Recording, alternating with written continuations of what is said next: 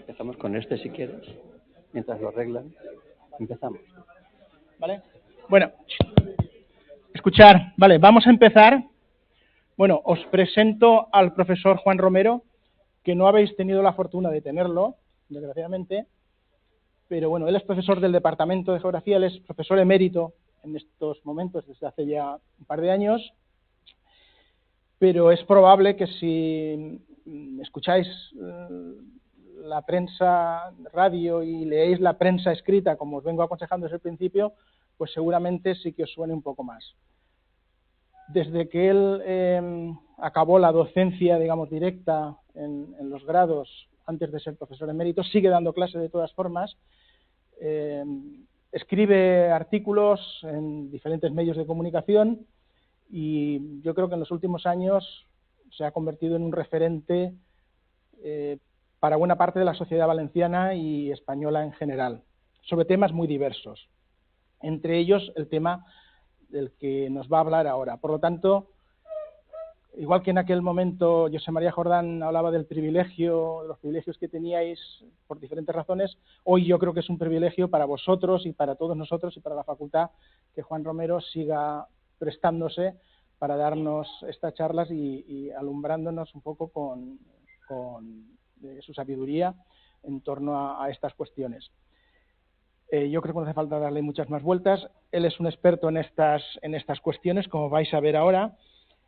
Va a hacer una exposición. Yo creo que no hay problemas en que si hay dudas durante la exposición levantéis la mano e intervengáis, pero en todo caso al final sí que está previsto abrir una discusión con una serie de preguntas clave que él os va a plantear.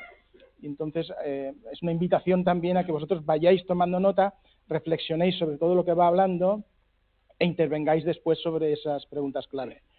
Cuestiones más de logística y más pragmáticas. Sobre este tema no os voy a pedir nada específico, ninguna actividad que hagáis, pero es un tema de clase y va, por lo tanto, para examen. Y es un tema clave, ¿vale? Y por lo demás, muchas gracias por haber venido, ¿vale? Al final, recordad que tenemos el tradicional código QR para que planteéis las 2 o 3 ideas clave que habéis retenido durante su intervención. Pues muchas gracias, Juan, y muchas gracias a vosotros por venir. Bueno, gracias, Javier. Buenos días. ¿Os puedo tutear? A todas y a todos. Bueno, mi colega y amigo Javier Esparcia pues me planteó la posibilidad de compartir esta sesión de trabajo sobre la Europa social. Sé que estáis trabajando esta cuestión, conozco el temario que os ha planteado el profesor Esparcia y yo voy a poner el foco en 3 o 4 de las cuestiones que plantea en su bloque temático, por si os es de utilidad. Voy a poner el acento en 5 ideas, plantearé luego una conclusión general y finalmente, como él ha dicho, sí que me gustaría compartir un conjunto de preguntas que dejaré abiertas, porque en estas preguntas yo no tengo nada que aportar. Son como conclusión abierta de los temas que voy a plantear sobre la Europa social y la Europa política. Veréis por qué, pero yo en esta cuestión no tengo nada que decir. Las preguntas son para que cada uno extraiga y pueda obtener sus propias conclusiones o se busque sus propias respuestas. Veréis que tiene un sentido que plantee estas preguntas finales porque así como hace unas décadas estas preguntas no tenían utilidad porque había consenso sobre qué hacer, ahora las preguntas están mucho más abiertas porque hay distintas miradas y posibilidades e ideas contrapuestas sobre cómo abordar los problemas que tiene planteada ahora mismo la Europa social. Por tanto, como ahora no es una cuestión sobre la que hay consensos, es mejor que yo sí os plantee las preguntas y que cada uno vaya dándole vueltas. Imagino que incluso tal vez algunas de ellas el profesor Esparcia volverá sobre ellas en el desarrollo de este bloque en el que estáis ahora, porque creo que son muy relevantes, no solamente como estudiantes que seréis graduados antes de lo que imagináis, dentro de 4 cursos, sino como ciudadanos que tienen formación superior, que tendrán formación superior. Por tanto, va más allá de la enseñanza en un grado o de ser graduado en. Son cuestiones que nos afectan como europeos. Y como vosotros formaréis parte de la parte mejor formada de la ciudadanía europea, cuanto más claras tengáis vuestras respuestas a algunas de las preguntas que tenemos ahora mismo sobre la mesa, pues mucho mejor. Porque en gran medida, aunque os parezca increíble decirlo ahora en primero, dentro de 5 años, muchas de las cuestiones empezarán a ser vuestra responsabilidad, no nuestra. Para eso estamos aquí. Nosotros para abrir posibilidades y aportar ideas, y vosotros para ir conformando una interpretación global de los procesos que están teniendo lugar, y a partir de ahí que luego pues podáis aportar como expertos, como profesionales, como por supuesto como ciudadanos, respuestas a los problemas que veréis que pues, tienen su importancia. La primera idea en realidad no es tanto una idea como un contexto, es poneros en contexto. Sé que habéis mirado estas cosas hasta ahora, ya que lo habéis abordado con el profesor Esparcia, pero yo voy a concentrarme en 4 o 5 imágenes sobre el contexto. Más que nada para no perder de vista nunca dónde estamos. Los geógrafos, como sabéis, necesitamos los mapas y los gráficos. Explican mucho más que las palabras, casi siempre, ¿no? ¿Dónde estamos? Esta sería la primera, un poco la idea. ¿En qué contexto estamos?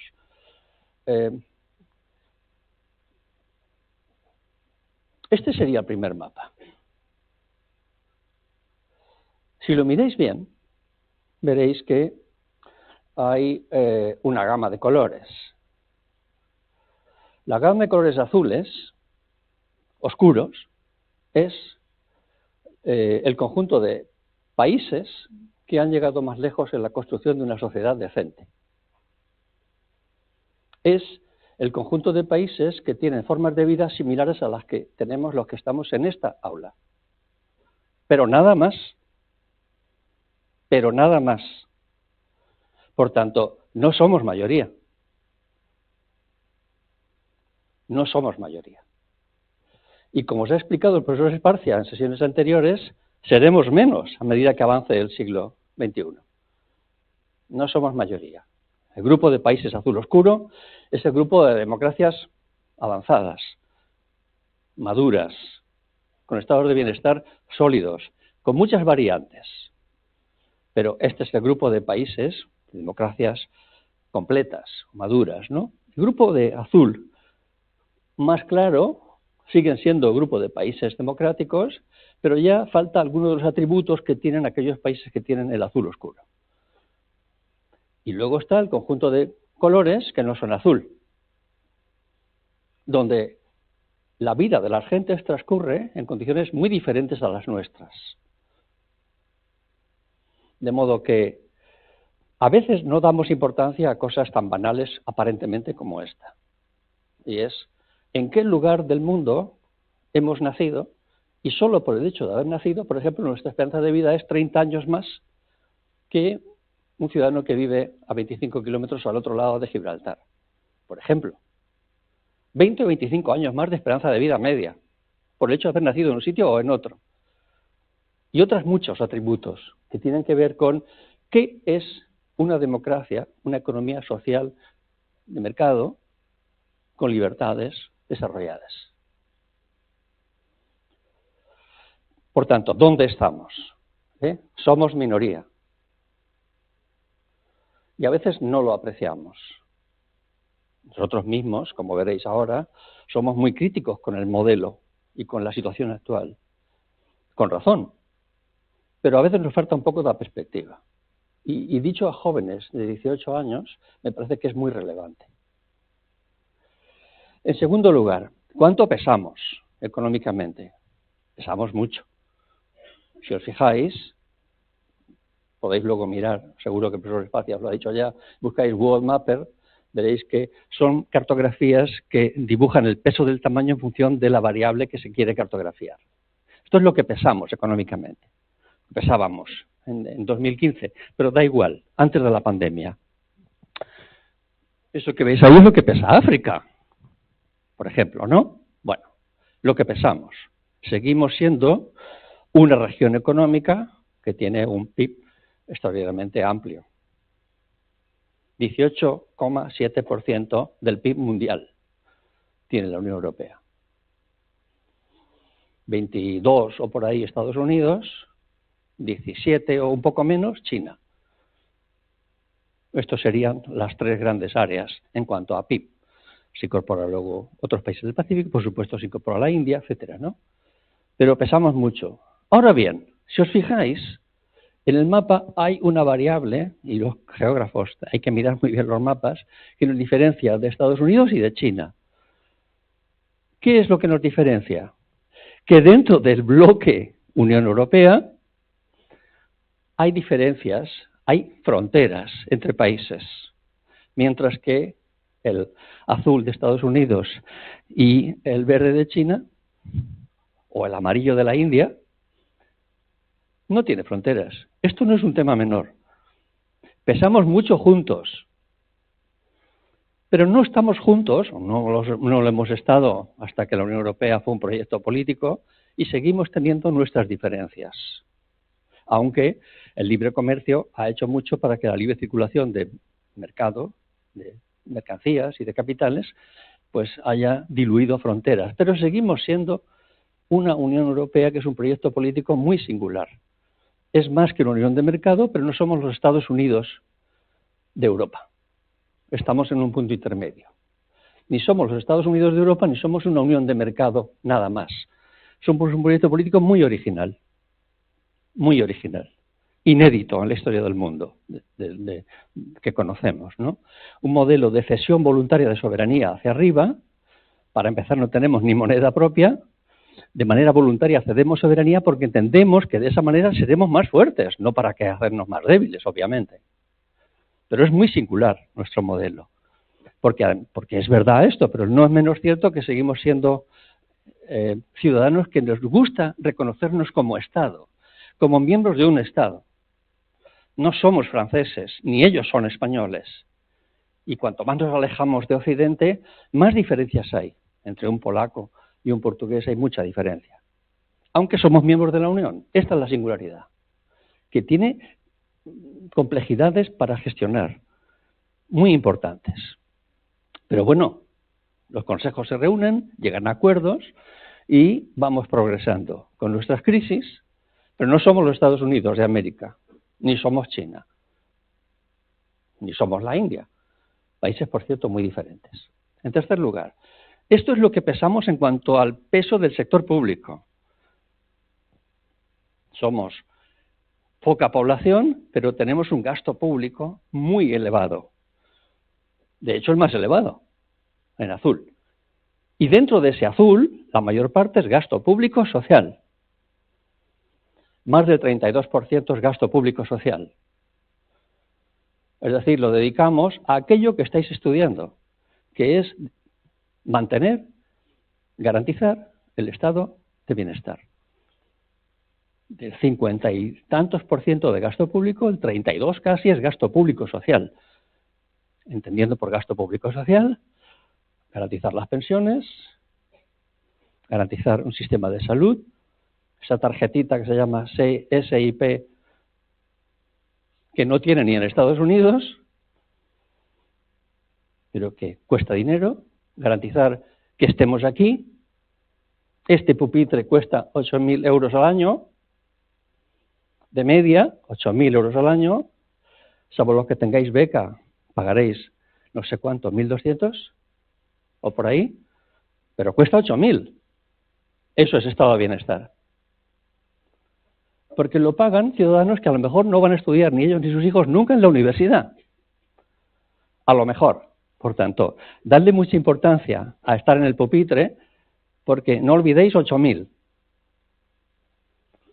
No venimos aquí sino a garantizar que seréis útiles para el conjunto de la sociedad que a lo mejor no ha utilizado nunca este servicio, ni sus hijos. El servicio, esta bola azul, que pesa tanto a escala mundial, aunque seamos pocos en población, garantiza las pensiones.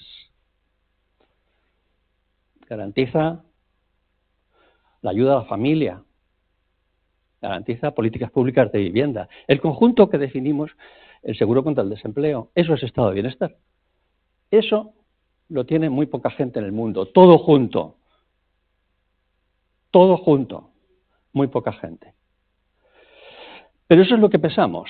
Esto es el mayor logro que se ha producido en el planeta nunca, esta bola azul.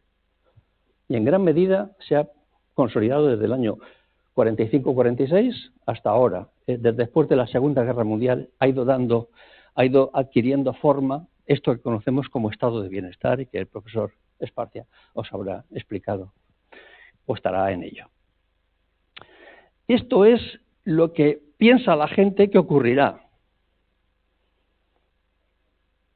Y como veis, lo que ocurrirá, lo que ha ocurrido y ocurrirá es que la parte que veis aquí de China y el Pacífico desde el año 90, veréis que el año 90 es muy importante por lo que diré después, pesaba muy poco. Fijaos lo que pesaba China en el 90 y lo que pesa ahora. Pesa un poquito menos, no es el 19, estos eran proyecciones, pesa un poquito menos, pero bueno, daos cuenta la diferencia. O el conjunto de Asia-Pacífico, dónde estaba y dónde están, el resto del mundo, y luego veis que hay como un estrechamiento, que a mí me interesa sobre todo el que se refiere a Europa Occidental. Veis lo que pesábamos, casi el 30% del PIB, y ahora estamos en el 18%.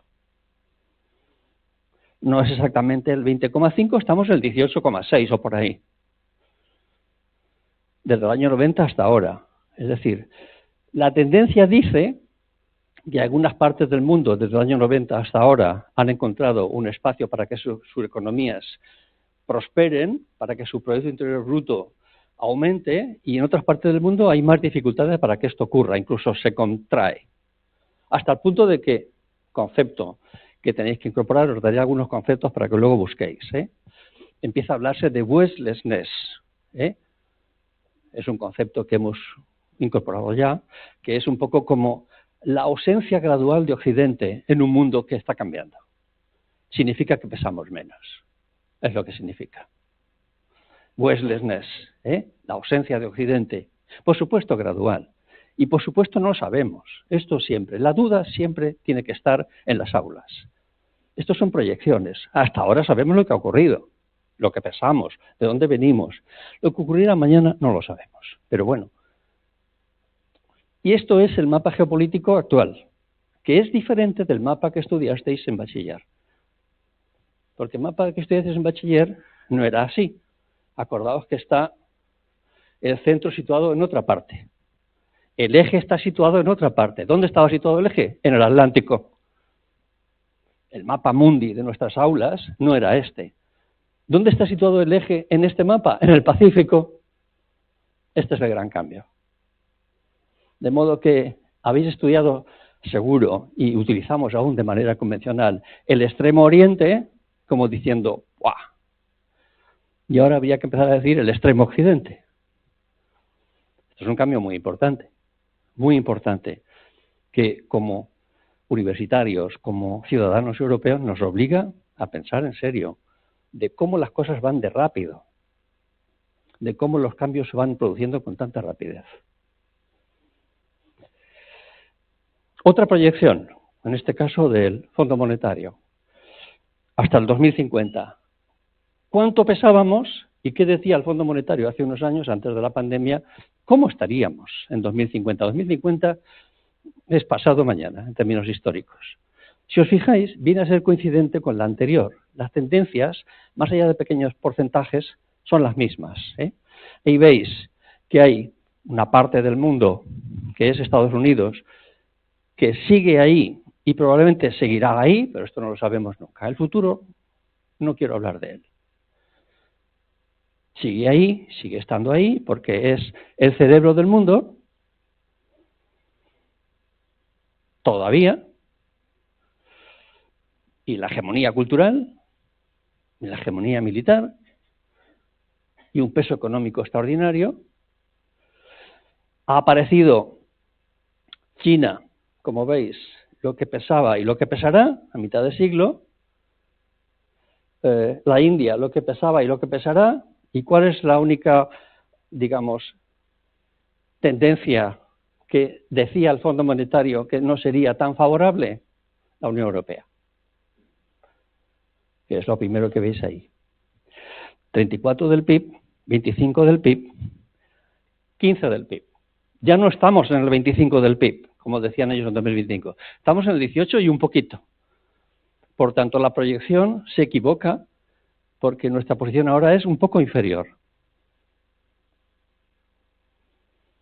Por tanto, tenéis en 5 gráficas un poco la ubicación de dónde estamos como Europa Occidental, como Unión Europea, si queréis, como Europa, si queréis, tanto me da, dónde estamos en un contexto de grandes cambios, donde naturalmente el futuro está por saber.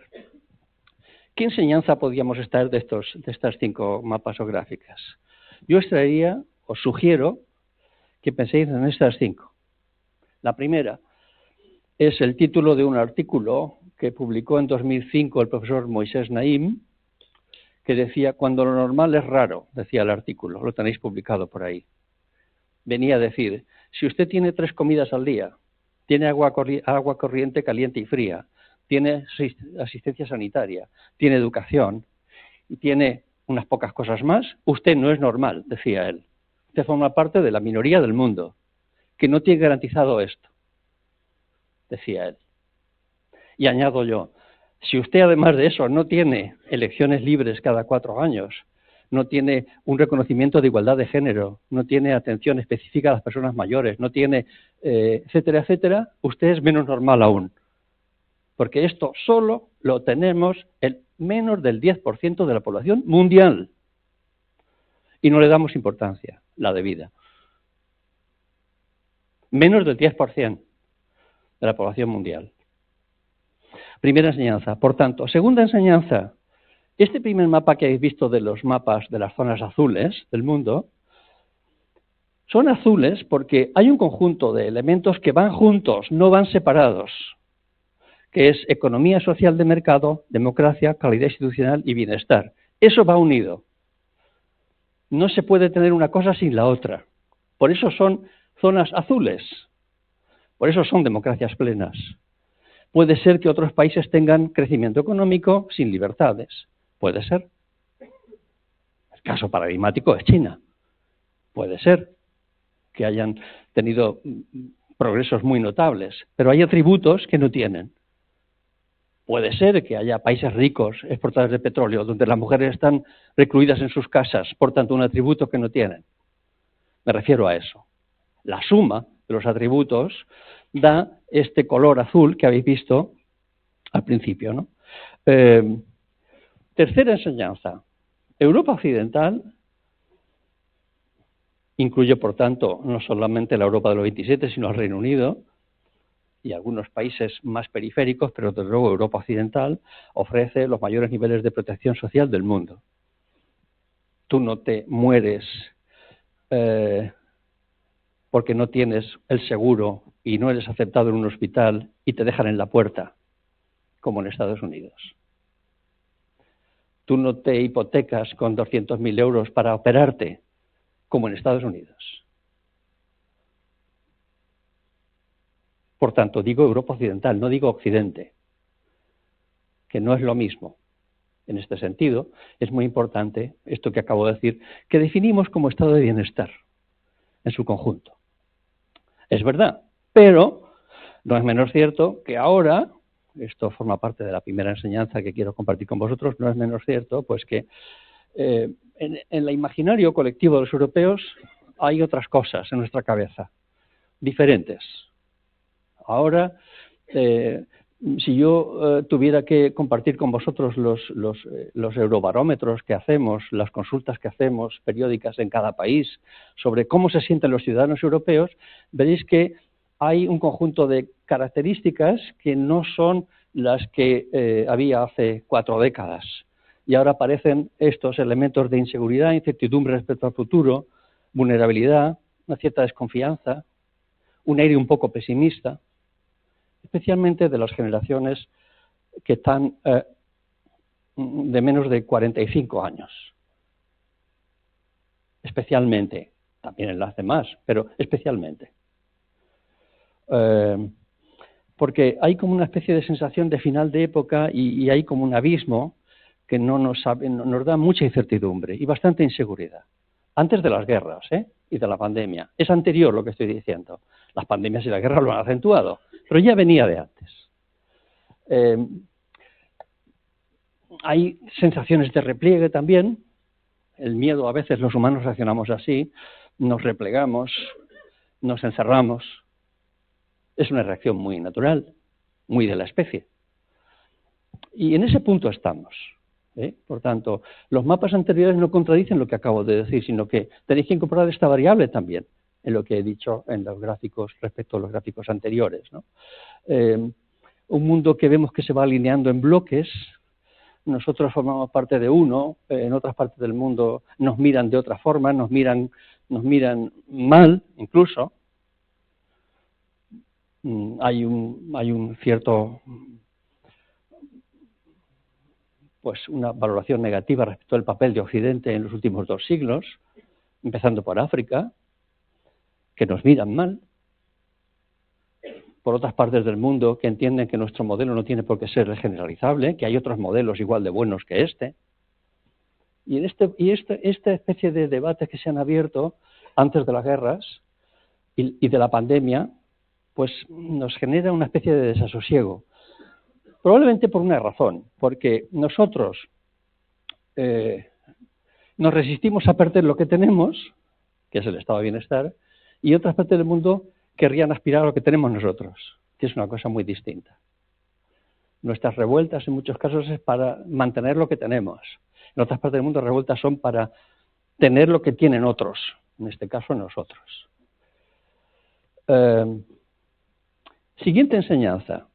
El cimiento que explica esta bola azul que os he explicado es la Europa social.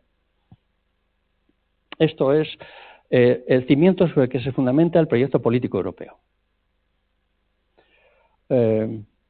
Las guerras, las 2 guerras, que están en nuestra periferia, una en Europa y otra pues casi en la frontera, casi, desde luego en el Mediterráneo, han incorporado mucho más sensación de inseguridad en la percepción de los ciudadanos europeos, mucha. El Eurobarómetro último y las últimas consultas que se están haciendo indican que hay esta sensación de inseguridad y un poco de miedo al futuro.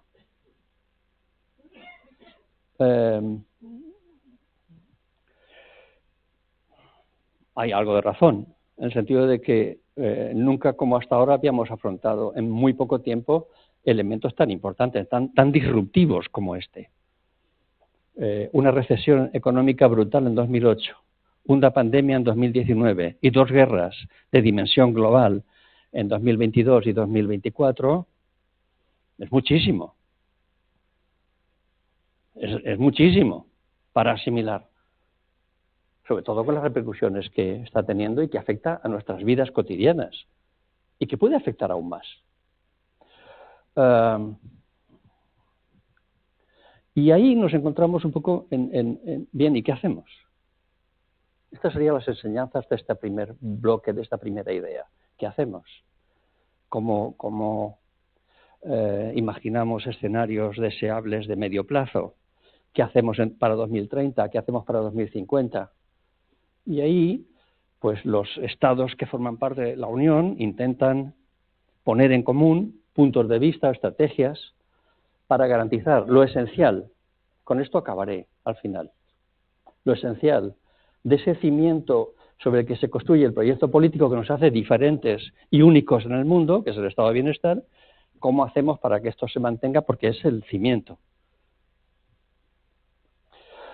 Bueno, segunda idea, ¿qué es esto de la Europa social que estáis estudiando en clase y que el profesor Esparcia habrá desarrollado o está desarrollando? Y incorporo yo estos argumentos por si os son de utilidad dentro del contexto general que él explica. ¿Qué es esto de la Europa social? Pues la Europa social es fruto de una situación excepcional. ¿Para qué nos vamos a engañar? Una situación excepcional que no se dio antes ni se ha vuelto a dar nunca. Un momento histórico muy excepcional, que es el momento histórico que va desde la Segunda Guerra Mundial hasta el año 75 o por ahí, hasta la primera gran crisis económica del petróleo. Ahí hay 3 décadas que explican que estemos aquí, con nuestro nivel de protección, que explican nuestro estado de bienestar. Esas 3 décadas que habéis estudiado en historia, pues lo explican. El contexto geopolítico era muy diferente del de ahora. Tened en cuenta que el estado de bienestar se impulsa por 2 razones. Una, porque teníamos que demostrar, los que lo impulsaron, tenían que demostrar que el modelo occidental era mejor que el modelo que se estaba construyendo al otro lado del muro, que el modelo soviético. Es muy importante esto que acabo de decir. Había que demostrar que este modelo de economía social de mercado funcionaba mejor y era más justo. Por tanto, es una decisión geopolítica. Y en segundo lugar, había una tradición, una economía industrial sólida, una tradición de movimiento obrero, de defensa de intereses, de sindicatos fuertes, que hicieron posible pues que los representantes del capital, vamos a decirlo así, tuvieran que sentarse a la mesa de los consensos. Por lo tanto, hay una gran razón geopolítica externa y una razón interna que explican estos acuerdos que dan sentido y dan forma a la generalización de algo que ya venía de algunos casos de antes de la guerra, las pensiones, el desempleo, las políticas públicas de vivienda, la educación universal y gratuita, la sanidad, que se desarrollen en aquellos países, naturalmente, que habían ganado la guerra. Porque hay países que no forman parte de esto, se incorporarán más tarde. Por ejemplo, España, que se incorporará ya en los años 80 del siglo XX, porque nosotros nos incorporamos más tarde, como Portugal, como Grecia. Bueno, primera razón, por tanto, geopolítica. Segunda, había un gran consenso respecto de qué hacer. El papel del Estado, el papel de los poderes públicos, el papel de la planificación, esto estaba muy claro y no era políticamente divisivo. Todo el mundo estaba de acuerdo. Los primeros gobiernos de Europa Occidental eran gobiernos compuestos por personas de ideología muy diferente. Por tanto, es el consenso de personas con ideas muy distintas que hacen posible la puesta en marcha de políticas públicas muy sólidas. Demócratas cristianos, socialdemócratas, liberales, personas conservadoras, todos estos, con mayor o menor índice, acento aquí o allá, hacen posible esto que definimos como estado de bienestar.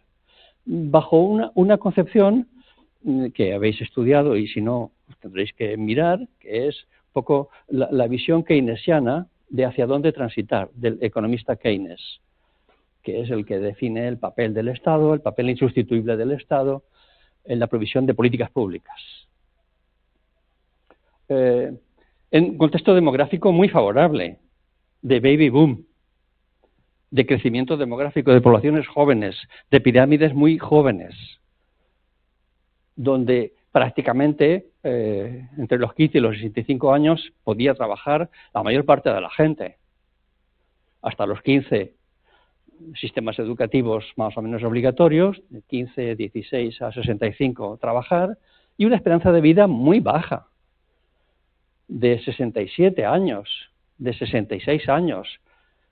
Mirad lo que acabo de decir, la esperanza de vida media muy baja. Por tanto, tenía lógica que el sistema de pensiones fuera a partir de los 65, porque la esperanza de vida acababa casi ahí. 65, 66, 67. Cuando Bismarck pone en marcha el sistema de pensiones, la esperanza de vida no llegaba ni a 65 años.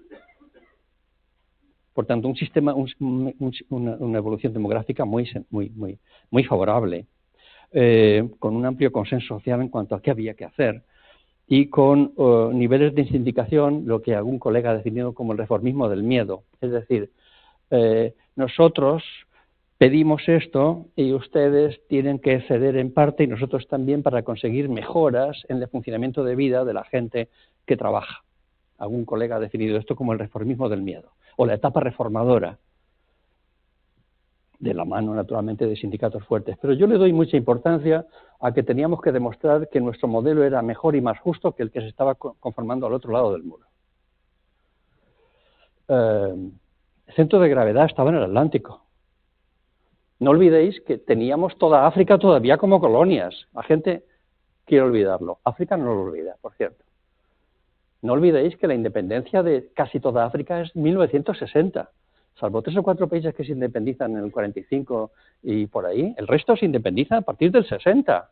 Por tanto, teníamos toda África, éramos metrópolis, un continente. Además de la India, que se acaba de independizar. Por tanto, esto es muy relevante. El papel del Estado, os habrá explicado el profesor Esparcia, el impacto del informe Beveridge, de qué había que hacer, cómo desarrollar el estado de bienestar, y no me voy a entretener en esto.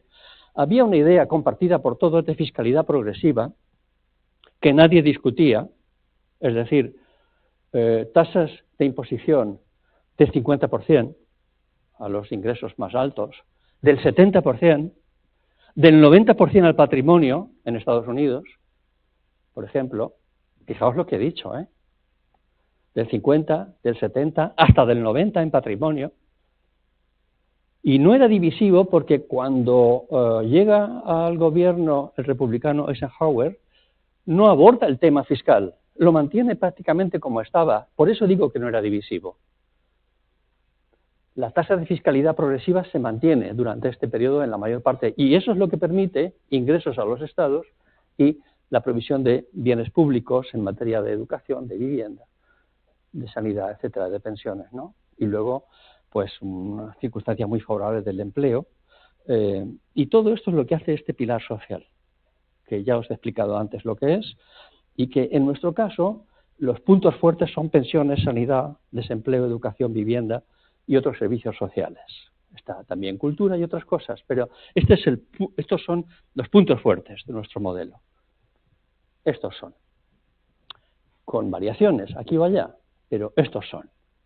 Y esto tiene un punto y un origen, que es este, ¿no? Pero claro, esta es la tercera idea. Hoy el contexto es completamente distinto. Completamente distinto. El contexto geopolítico se ha desplazado hacia el Pacífico. Claramente. Cuando digo el Pacífico, acordaos del mapa que os he puesto del centro de gravedad del Pacífico, significa que el Pacífico tiene dos lados. El Pacífico asiático y el Pacífico americano. Es decir, el Pacífico, Estados Unidos, mira al Pacífico también. Quien no mira al Pacífico es Europa. Se ha desplazado el centro de gravedad para nosotros. Para nosotros. Y esto es lo relevante, ¿no? Por tanto, nos encontramos con un contexto geopolítico distinto, en el que además se han añadido ahora tensiones en Europa que no había previsto nadie, ni siquiera hace 2 años, como 2 guerras tan próximas, de dimensión global. Nadie lo había previsto. Como siempre ocurre, nadie prevé estas cosas. Por eso hay que ser muy cuidadosos con el futuro, ¿no? Un contexto económico muy distinto. Nuestro problema ahora se llama, en gran medida, uno de nuestros grandes retos se llama desempleo. Se llama empleo de mala calidad. Se llama empleo precario. Está muy lejos del contexto del empleo de los años 60 y 70 del siglo XX. Un horizonte, digamos, social distinto, como veremos. Y un horizonte demográfico, que es el que me quiero, por lo menos quiero compartir con vosotros, que está en la base de uno de nuestros grandes retos de futuro que dejaré planteado para el final, y que se entiende fácilmente. El modelo era este. hasta los 15 años para educarte, desde los 65, como mucho 67 o por ahí, para jubilarte, y todo este periodo para trabajar. Este era el modelo. Pero el modelo ha cambiado. Hasta los 20 y tantos para formarte, que no sean los 30. Hasta los 63 o por ahí, hasta las últimas reformas, para jubilarte anticipadamente, y con más de 20 años de esperanza de vida media después de la jubilación. Hasta los 83 en España, 87 las mujeres. 83 los hombres, 87 las mujeres. Por tanto, mi edad se ha cambiado. Población inactiva, población jubilada, población activa. Os habrá explicado el profesor Esparcia por qué cambia la tasa de dependencia y por qué esto es un reto muy importante en el caso de la formulación de políticas públicas, porque el escenario demográfico ha cambiado mucho, muchísimo. ¿Cuánto dedicamos de media a esto ahora mismo?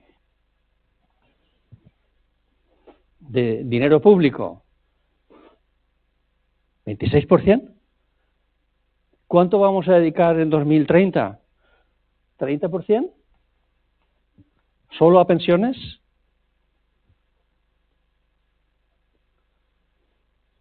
El escenario demográfico es muy diferente. En este momento, por cada 100 personas que trabajan, 30 ya son jubiladas. A mitad del siglo será mucho mayor. Y esto nos abre retos muy importantes, desafíos complejos, sobre los que quiero acabar, ¿no? Al final, ¿no? Bueno, pues nos encontramos con que van apareciendo estos procesos que se empiezan a complicar a partir del 75, por eso hablamos de la edad de oro del estado de bienestar, 45-75, hablamos de la edad de plata, que es 75-90, y hablamos de a partir de los 90 de un escenario completamente distinto. Porque no hemos reparado en lo que supone el año 91. Insisto en esto, que tantas veces comparto con mis estudiantes de ciencia política. No le damos la importancia debida a lo que ocurrió el 11 de diciembre del 2001. Y yo quiero compartir con vosotros la importancia que tuvo. Por tanto, a partir de ahí, nuestro estado de bienestar entra, en términos muy coloquiales, entra en un modelo de protección a crédito. Ya no tenemos ingresos para financiarlo. Tenemos que pedir prestado en forma de deuda para mantenerlo. Y la deuda pública empieza a aumentar hasta el punto de que muchos países han sobrepasado el 100% del PIB de su país respectivo. Nosotros estamos casi en el 120. Y otros países, Italia en el 150, Francia en el 130, da igual. Hace mucho tiempo que gastamos mucho más de lo que pesa el PIB del año. Básicamente en provisión de servicios públicos. Básicamente en estado de bienestar. Y este es el diferente, esta es la cuestión, ¿no? Es verdad que en diferentes contextos, tened en cuenta que, os habrá explicado el profesor Esparcia, que contextos, debido al proceso histórico, tenemos 5 estados de bienestar diferentes. Cada uno tiene su realidad, aunque se han ido pareciendo al final. Tenemos el estado de bienestar continental, tenemos el estado de bienestar anglosajón, tenemos el estado de bienestar nórdico, tenemos el estado de bienestar mediterráneo, y tenemos el estado de bienestar de los países excomunistas, 5 modelos diferentes. Al final se han ido pareciendo, aunque los retos y la dimensión de los retos sigue siendo distinta, ¿no? Todo se acelera en 2001. Habéis conocido, igual que yo, habéis estudiado hasta la saciedad, ¿no? El 11S, ¿no? Lo hemos estudiado todo el mundo, sabéis lo que importancia que tuvo, el gran impacto emocional que tuvo en Estados Unidos saber que eran vulnerables, el impacto que tuvo después a escala global, la invasión de Irak, etcétera, etcétera, Afganistán, todo esto. Pero, esto lo sabemos, pero me llama la atención que se hable tan poco del 11D. Me llama mucho la atención. ¿Qué quiero decir con el 11D? El día en que la Organización Mundial de Comercio acepta a China como miembro de la Organización Mundial de Comercio. Y desde ese día, China puede funcionar a escala mundial para exportar sus producciones, incorporarse al comercio mundial, con algunas reglas que luego no ha respetado. Pero el proceso ya fue irreversible. China había hecho sus reformas previamente, desde los años 70 con Deng Xiaoping, pero esta fecha es muy importante. A partir de ese momento se le dice, usted puede funcionar a escala global, le permitimos que lo haga. Aunque su modelo no es compatible, si usted se compromete a hacer determinadas cosas, vamos a pensar que es compatible. No lo es, ni lo era ni lo es, porque su modelo es de mosquitera, ¿eh? Le permitimos que salga todo, pero tiene una mosquitera para que no entre nada. Aún así, esto cambia mucho las reglas de juego global. Y es cuando se pone en marcha verdaderamente la globalización económica, con las ideas de inspiración neoliberal que daban la base al funcionamiento de la OMC, al funcionamiento de la economía liberal, al funcionamiento de la economía globalizada. La globalización tiene unas bases teóricas que yo no voy a compartir con vosotros ahora aquí, pero que imagino que habréis conocido o que conoceréis, pero me interesa más este efecto, que es la importancia del 11 de diciembre. Yo creo que es el hecho geopolítico más importante del siglo XXI, es la incorporación de China al mercado, al comercio mundial.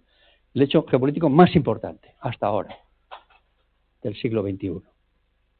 Empieza la economía globalizada, naturalmente, empiezan economías que se ven muy beneficiadas y economías que empiezan a verse afectadas negativamente. Se irán produciendo grandes desacoplamientos, que ahora os diré básicamente los que son. Se empieza a producir la desindustrialización gradual desde Occidente, desde los países occidentales hacia el Pacífico. Se acentúa mucho la desindustrialización. Nosotros dejamos de producir aquí, de fabricar aquí, porque fabricamos mucho más barato fuera, en el Pacífico. Y obtenemos bienes de consumo a precios muy baratos. Por tanto, desmontamos y al mismo tiempo nos beneficiamos vía consumo. Y las clases populares pueden acceder a consumos, a bienes muy baratos porque se producen a precios muy baratos. No soy de los que hacen una crítica de la globalización y ya está. Miro la parte del consumo. Por eso esta camiseta vale 2 euros. Por eso vale 2 euros. Porque el modelo hace que se puedan fabricar en Doha, en Bangladesh, con chicas que trabajan 7 días a la semana por $35 al mes. Por eso esta camisa puede valer 6 euros. Por eso este aparato diabólico que lleváis en las manos, estas tablets y estos móviles, pueden costar 300 euros, si no costarían 3.000. Por tanto, atención con esta lectura de la globalización de que fue muy malo todo, porque la parte del consumo la despreciamos y no deberíamos hacerlo. Es todo un conjunto. En todo caso, se produce la desindustrialización y empezamos a tener dificultades para pagar la provisión de servicios públicos. Empezamos a tener dificultades para afrontar los gastos públicos de todos los servicios y los derechos que ya se habían consolidado en nuestras constituciones de nuestros ciudadanos, nuestros conciudadanos. La sanidad universal, la educación universal, etcétera, etcétera. Empezamos a pagarlo a crédito. A crédito que pagaréis vosotros, si es que se puede hacer. Porque claro, este gráfico tiene otro correlato, que no es menor. El otro correlato es, antes, este segmento de población se veía para pagar esto y para pagar esto. Ahora, este segmento de población tiene que pagar esto y tiene que pagar esto y no nos llega. Porque además esto de aquí se ha deteriorado bastante, de modo que la calidad del empleo no va acompañado al incremento de los precios. Y la calidad del empleo, los salarios bajos, hacen que, si el salario es bajo, cotices menos a la seguridad social. Por tanto, en la caja ingresas menos. Pero aquí se incrementan los gastos. Y aquí también. ¿Me estáis siguiendo? Es aparentemente sencillo. Pero esto es un reto muy importante. Muy importante. El más importante que tenemos por delante, si descontamos las guerras. Esto es un desafío colectivo de primera magnitud. Ahora entenderéis, es ahí donde tenéis que encajar el asunto tasa de dependencia, etcétera. Y el debate sobre las pensiones y todo esto, ¿no? ¿Qué entiendo por desacoplamiento? Dejadme que haga un recuadro. ¿Qué entiendo por desacoplamientos? La globalización rompe nuestro modelo de organización por completo. De modo que la globalización rompe lo que hasta ese momento había sido la base, que era el Estado-nación con fronteras. Que tú llegabas a acuerdos con los países o con regiones, pero el Estado-nación tenía fronteras definidas, moneda propia, etcétera, etcétera. Esto salta por los aires, en gran medida. De modo que los desacoplamientos son muy profundos, llegan hasta hoy. Por ejemplo, entre sistema financiero y economía real. La economía real tiene una base tangible, el sistema financiero no. No conoce fronteras. Es incontrolable, de hecho. De hecho, es incontrolable. No hay soberanía estatal para hacerse cargo de eso. No sabemos cuánto dinero circula por fuera de los sistemas financieros conocidos. No lo sabemos. Tal vez no lo sepamos nunca.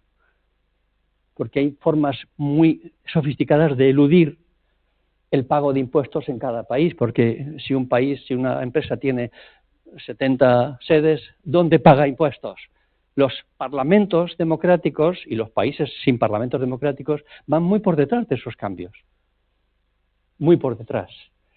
Entre crecimiento y desarrollo, ya comprobamos que no era verdad lo que se había dicho hasta ese momento. Un país puede crecer, económicamente puede ir bien, pero puede afectar negativamente el desarrollo económico, social y ambiental del mismo país.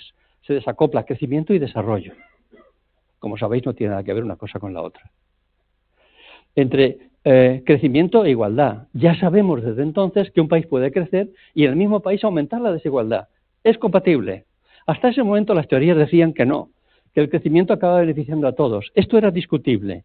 Desde los años 90 sabemos que es una evidencia. Puede aumentar la desigualdad en un país aunque el país crezca económicamente. Entre estados y mercados. Los mercados son globales, los estados, como obviamente tiene que ser, no lo son. Aparecen los grandes imperios del siglo XXI que no conocen fronteras. Los GAFAM, ¿no? Son los imperios digitales del siglo XXI, Google, Amazon, etcétera.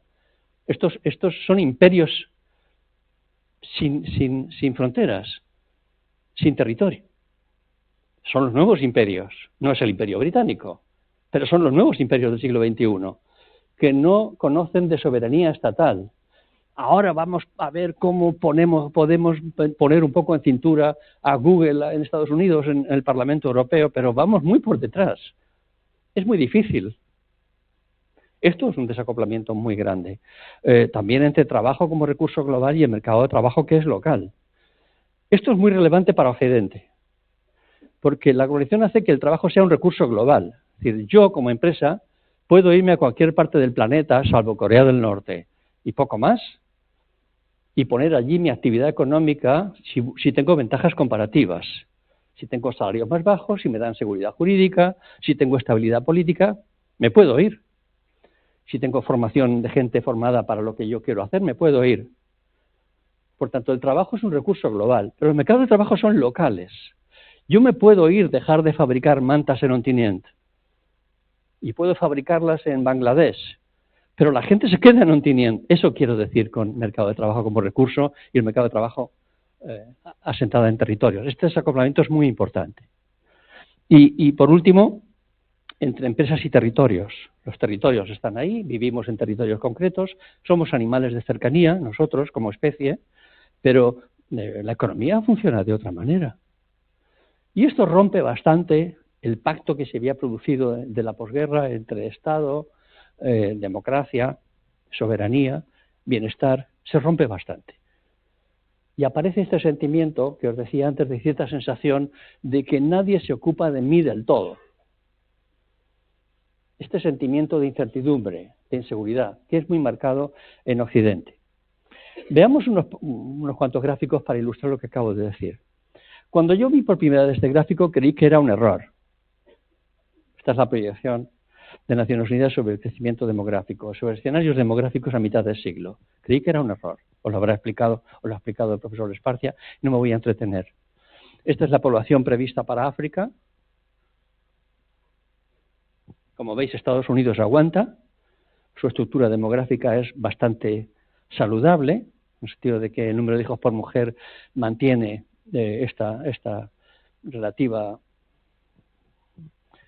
sostenibilidad del sistema. Por supuesto, Asia. Y la única región del mundo donde la proyección es que seamos menos que ahora es Europa. Europa en su conjunto, ¿eh? Cuando digo Europa, casi que tenía que decir Eurasia, porque Rusia se incorpora aquí. De modo que daos cuenta que tenemos un escenario de pérdida de peso poblacional. Esto tiene mucha importancia en términos no solamente demográficos, por lo que supone para el estado de bienestar, sino también geopolíticos. No conozco ninguna potencia, ningún caso en la historia anterior que no sea una potencia demográfica. Una potencia demográfica es una potencia económica y luego es una potencia militar. Y eso son potencias. No conozco ningún caso en la historia donde una región del mundo que no pese demográficamente pueda seguir siendo potencia económica y militar. No conozco ningún caso. Ahí tenemos, por tanto, un problema que no es precisamente menor, porque seremos menos y mucho más viejos. Salvo, lo dejaré para el final, salvo que decidamos una cosa, que no decidimos ayer en el Parlamento Europeo, que es hacer un enfoque distinto de la inmigración. Porque ayer decidimos otra cosa. Y aquí nos encontramos con una gran contradicción que afecta no solamente a la geopolítica, sino al estado de bienestar en su conjunto. Pero es complicado. A todo esto que acabo de explicaros se le conoce como la gran convergencia. Es decir, Occidente se acerca de nuevo, Oriente, el Pacífico, se acerca de nuevo a Occidente. Ya lo estuvieron. Hasta la Revolución Industrial, si os fijáis aquí, el Pacífico pesaba mucho más. Esta es la gran convergencia. Aquí, la Revolución Industrial hace que Occidente despegue, se queda congelado el Pacífico y desde los años 90 el Pacífico vuelve. Esta es la gran convergencia. Vuelve claramente. Con China y la India como cabezas fundamentales, ¿no? La gran convergencia es esto. Y esto, las proyecciones dicen que incluso las clases medias o el consumo se desplazará hacia aquella parte del mundo. Como veis ahí, esto es lo que pesará. Lo que definíamos en cada país tiene un significado. Lo que podríamos definir como clase media genérica en esa parte del mundo, en algunas partes del mundo. Por tanto, lo previsible, salvo que mañana ocurra algo que no está en nuestra cabeza, no sabemos, es que la globalización consolide estos procesos. Por tanto, ha mejorado muchísimo a millones, decenas, centenares de millones de personas en el planeta la globalización, sus condiciones de vida, pero en Occidente la sensación que tenemos es que no nos ha beneficiado. Esta sensación es muy importante, porque las percepciones luego se traducen en elecciones. Las percepciones de riesgo, de inseguridad, de incertidumbre se traducen en elecciones. Elecciones, porque nosotros votamos cada 4 años, otras partes del mundo no votan. Algunas votan de otra manera, nosotros votamos cada 4 años. Nuestra percepción pesa mucho, cada una de las nuestras pesa mucho. Y la percepción que tenemos es que la globalización, tal y como se ha desarrollado desde los años 90, no nos ha beneficiado. Esta es la sensación que tenemos. Bueno, ¿hay alguna evidencia? para afirmar esto que yo acabo de decir tan contundentemente? Vamos a los datos. Siempre que tengáis una duda, a los datos. Siempre. Primero la duda y luego los datos. La duda siempre. Pero luego los datos. El profesor Milanovic nos ha hecho el trabajo de hacer esta gráfica que es impagable, que es la historia de la globalización económica. Tenéis que buscar luego curva de Milanovic, y podéis mirar luego cosas en casa más tranquilamente, si no lo habéis hecho ya. Lo que viene a decir esta gráfica, fijaos, es que prácticamente desde el año 88 hasta la recesión de 2008, el balance de la globalización económica había sido este. Que una buena parte del mundo, el mundo emergente, vamos a decirlo así, economías emergentes, se había beneficiado mucho de la globalización, había sacado de la pobreza y sus economías habían progresado mucho, que una parte del planeta se mantenía en niveles muy postergados, muy bajos, una parte en algunas partes del mundo, especialmente África, pero no solo, pero el crecimiento se había producido muy grande en las economías emergentes, que había una parte muy pequeña de la población, los más ricos, que se habían separado completamente del resto, que iban por otro camino, pero que había una brecha, una fosa muy importante, que era la clase media de los países avanzados. Esta gráfica es muy importante para explicar este sentimiento respecto de cómo vemos los europeos la globalización. Esto significa pérdida de renta. Pérdida de renta de los hogares. Significa incremento de la desigualdad. Significa sensación de que no se ocupan de mí del todo. Significa incertidumbre, inseguridad. Esto es lo que significa esta gráfica de Milanovic. Que tiene que ver con algo que tiene lógica. El estado de bienestar, en los años 45-80, había desarrollado en nuestras sociedades un poco esta forma de almendra, donde lo esencial era el crecimiento de una enorme clase media, que es la base no divisiva de los modelos de protección social, de acuerdos básicos, de consensos básicos, descansaba sobre esta enorme clase media. Si tuviéramos que reproducir la gráfica actual de Occidente,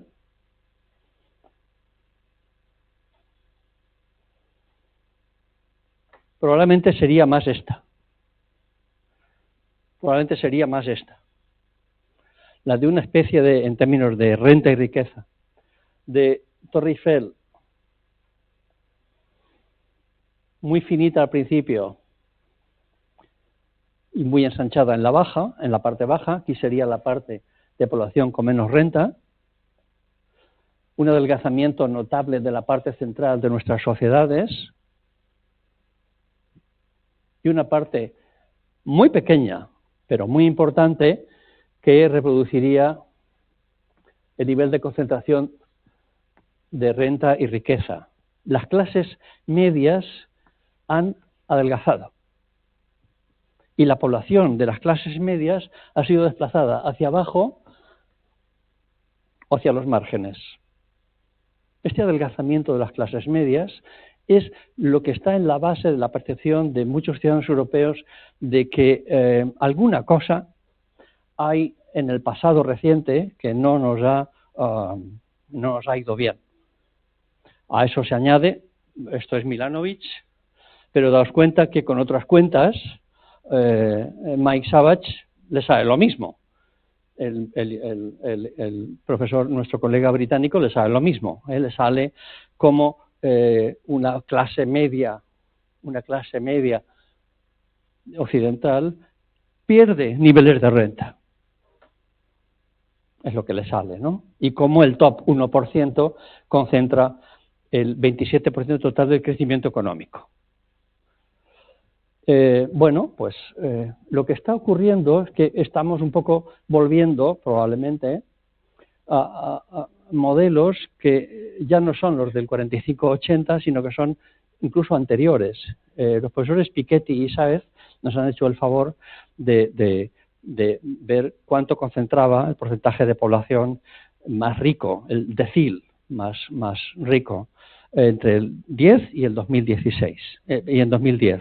Si os fijáis, hay como un periodo de gran concentración en el top 10%, hay una reducción muy notable desde la Segunda Guerra Mundial hasta los años 80, y desde los años 80 hay una recuperación de concentración en el top 10% de renta y de riqueza, diría yo, muy marcada.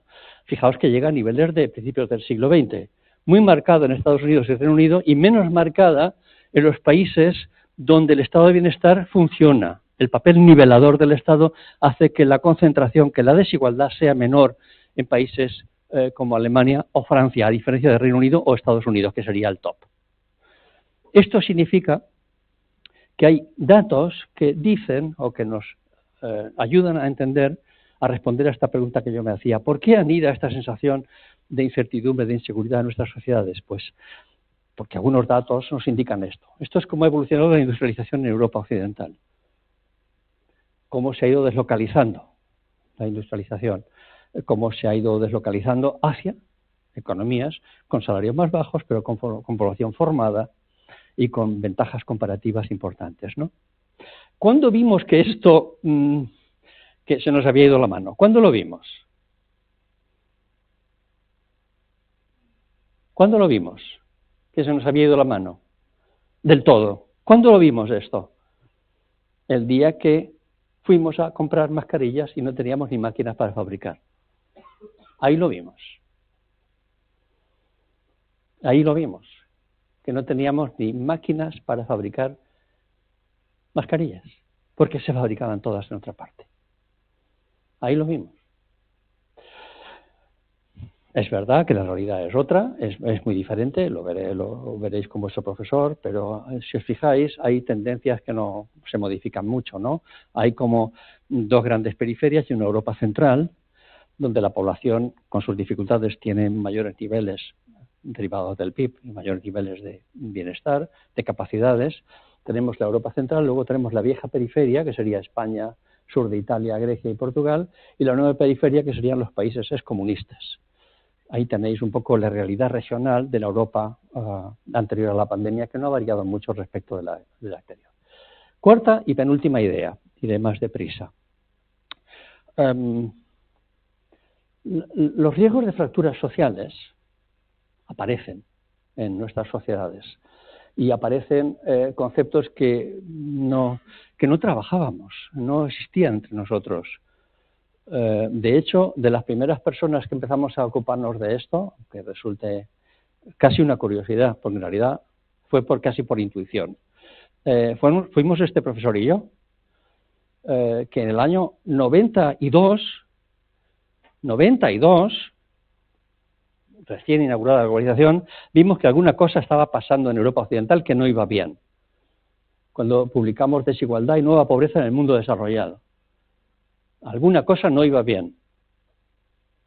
En el año 92, naturalmente, luego se ha generalizado esta concepción de trabajadores pobres, de precarización, de perdedores de la globalización, de bloqueo del ascensor social.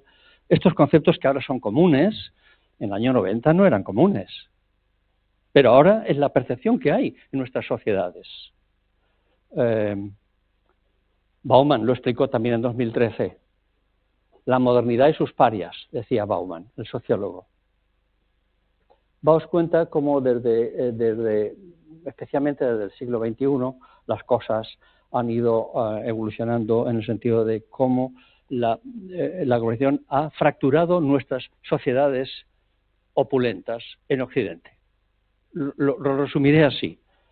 Las ha fracturado. De modo que aquí nos aparecen diferentes capas sociales, hasta 8 por lo menos.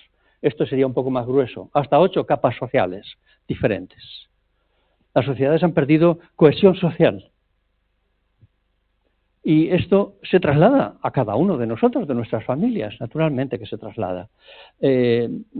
Aparece este concepto de inseguridad, de precariedad, de traslado de los riesgos al individuo, de pérdida de cohesión, etcétera, ¿no?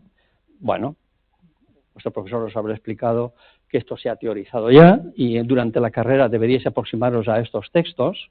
Ahí tenéis el texto de La clase social en el siglo XXI, nuestro colega Mike Savage, lo mejor que se ha investigado hasta ahora respecto de cómo es nuestra sociedad, en este caso él analiza la sociedad británica.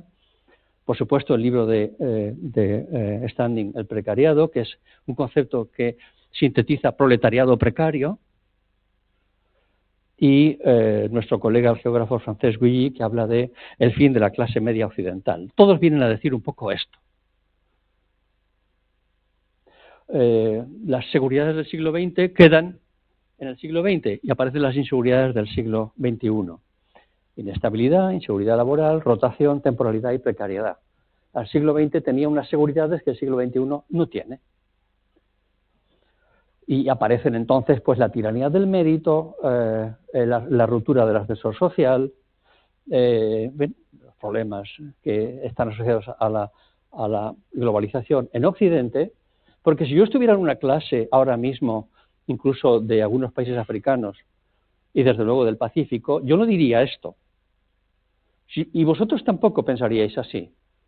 Y los ciudadanos tampoco. Si yo estuviera en una clase con jóvenes de la periferia de Pekín y les preguntara cómo ven el futuro, lo verían mucho más optimista que los jóvenes occidentales. Porque pensarán, con razón, que su vida probablemente será mejor que la de sus padres. Mientras que los jóvenes occidentales piensan que tal vez sea así, pero no es seguro. Y aparece una cosa en el horizonte que la pandemia ha hecho estallar, aparece una cosa en el horizonte, veo que últimamente los estudios se ocupan de esto, afortunadamente, que es un poco los efectos emocionales en el seno de las clases sociales occidentales de estos procesos que yo estoy compartiendo con vosotros. Cómo la salud mental se incorpora a la agenda académica para explicar por qué los ciudadanos, ante esta situación que se les parece un poco inabarcable, empiezan a desarrollar algunas dificultades y que trasladan pues, a problemas en este caso, de salud mental, que llega incluso hasta las aulas universitarias, no solamente en personas que no están en aulas universitarias, ¿no? Durante este curso, si vuestro profesor no lo ha hecho, yo sí que os recomendaría que leyeseis 2 libritos de todo esto que acabo de explicar. Uno sería el de Milanovic, Desigualdad Mundial. Este tiene 100 páginas y pico. Y este de la derecha, de Piketty, tiene 35. Naturaleza, cultura y desigualdades. Sí que os recomendaría estos 2. Durante este curso, el resto para la carrera. Pero estos 2 sí que os vendrían bien. Creo yo. Bueno, pues se ha producido la gran divergencia. De modo que hemos utilizado el concepto gran convergencia para explicar que el Pacífico se aproximaba a Occidente y ahora utilizo la gran divergencia para explicar esto. Que la estructura social se fragmenta, se separa. La gran divergencia es un concepto acuñado por un colega norteamericano para explicar cómo se van produciendo cada vez distancias más grandes en el seno de las clases sociales en Occidente. Él lo hace para Estados Unidos, pero yo lo traslado también a Europa Occidental. La distancia no se acorta, sino que se aleja entre unas clases, unas capas sociales y otras, ¿no? Aparecen, pues, por tanto, estas dificultades, especialmente enmarcadas en las regiones periféricas europeas. Bueno, y estamos aquí. Estos datos son los últimos que tenemos, pero el profesor Esparcia os los habrá explicado. Estamos aquí. Y debajo de esto hay la vida de las gentes que transcurre cada día. Esta es la escala regional de cuánto es el PIB en Europa. Y como veis, ahí hay pues diferentes realidades y cada una pues afronta los problemas como puede. El desempleo, el mapa es este. El mapa de la exclusión social es este. Nosotros estamos, como veis, el tercero por la cola, es decir, en cuanto a niveles de población en riesgo de exclusión. Hay realidades diferentes y tenéis que saber gestionar esto. Dentro de 4 años tendréis que saber, probablemente incluso alguno de los que está aquí, decidir o aconsejar o asesorar sobre esto. Esto no es ninguna tontería. Este es el núcleo central de lo que nos afecta como europeos. Y seguro que alguien se acordará de esto y tendrá que preparar un informe, un texto o incluso una decisión. ¿Por qué no? Realidades complejas que se han ido deshilachando y que por eso hay tanta dificultad para afrontar el futuro inmediato, ¿no? Bueno, pese a todo, seguimos siendo la región del mundo, cuando digo región, digo la Europa occidental, con mejores niveles de vida. Pese a todo. Y pese a todo, seguimos teniendo un sector público muy potente. Podéis mirar luego, el profesor os dará este texto publicado por nuestro colega el año pasado sobre cuánto es el gasto público por países en la Unión Europea, que es este. Seguimos gastando mucho. Es verdad que ahora parte es pidiendo prestado, en forma de deuda, pero seguimos gastando mucho. 58% dedica Francia a gasto público, más del 32% a gasto social. Bien, y esto, última idea, las fracturas sociales nos traen como consecuencia fracturas políticas. Porque todo esto en democracia tiene difícil encauzamiento. Las democracias, que son el mejor sistema de organización de la vida cotidiana de las gentes, tiene sus problemas y tiene sus conflictos. Y cuando la ciudadanía se encuentra insegura o con sensación de incertidumbre, pues la verdad es que se comporta como entiende. Y cada persona toma su decisión en función de su contexto personal, familiar, regional, estatal. Los ciudadanos tienen una forma muy curiosa de entender cómo le va en la vida. Cada uno de nosotros, vosotros que ya también podéis votar, tiene una forma muy singular. Y esto en democracia tiene que saber encauzarse, gestionarse, y no es sencillo. Por eso hablamos de las fracturas sociales dan lugar a fracturas políticas. De modo que, en síntesis, este gráfico sería el homólogo de este otro. Las fracturas sociales han dado lugar a una estructura también de adelgazamiento de los partidos políticos de centro y algo. De modo que estos partidos políticos que han sido el soporte de los estados de bienestar en toda Europa occidental, ahora adelgazan. Y la población busca respuestas, entiende que no se las proporcionan ellos, respuestas en otras formaciones políticas nuevas, algunas antisistema, otras no, unas más radicales, otras menos, por la derecha o por la izquierda, porque entienden que estos partidos centrales pues no les dan solución. De modo que a las fracturas sociales encontramos procesos de fractura política y aparecen tensiones entre el este y el oeste, entre el norte y el sur y en el seno de cada país. Estas tensiones pues que tienen que ver con incremento de la desafección, incremento de la desconfianza, la emergencia de opciones nuevas, muy nuevas, a veces de líderes sin partido, por ejemplo Macron, o de opciones por la parte derecha de los partidos tradicionales conservadores, de forma de nacionalpopulismo, de formaciones nuevas muy radicales, por la izquierda, de formaciones nuevas. De alguna forma, lo que quiere decir es que el centro y algo va adelgazándose a medida que la estructura social de las clases medias ha adelgazado, es lo que quiere decir. Y nos encontramos con, además, una especie de repliegue de Europa occidental, esta sensación de repliegue de la Europa fortaleza, de encerrarnos en nosotros mismos, en reconocer solo como propio al que es como yo, al que es diferente, rechazarle, al Estado distinto, al país vecino, al vecino de casa. Esto le llamo yo la Europa replegada.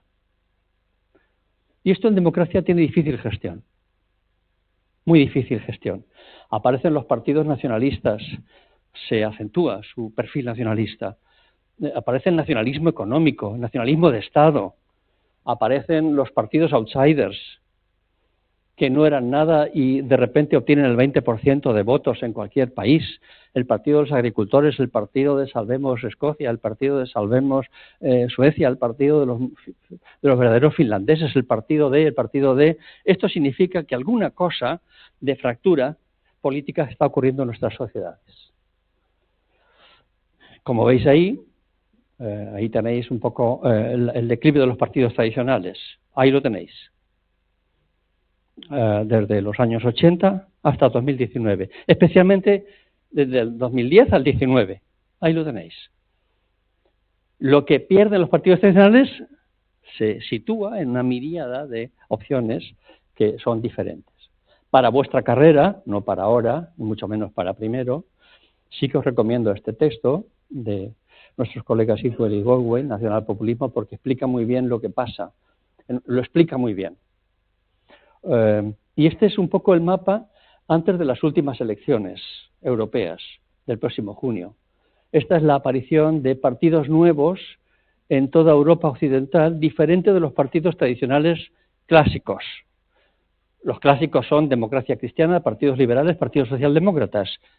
Estos son los clásicos. Todo esto que veis ahí es nuevo, antes de las últimas elecciones europeas, ¿no? Y todos tienen, una buena parte, tienen representación parlamentaria y tienen representación en gobiernos regionales y locales. ¿Por qué este malestar?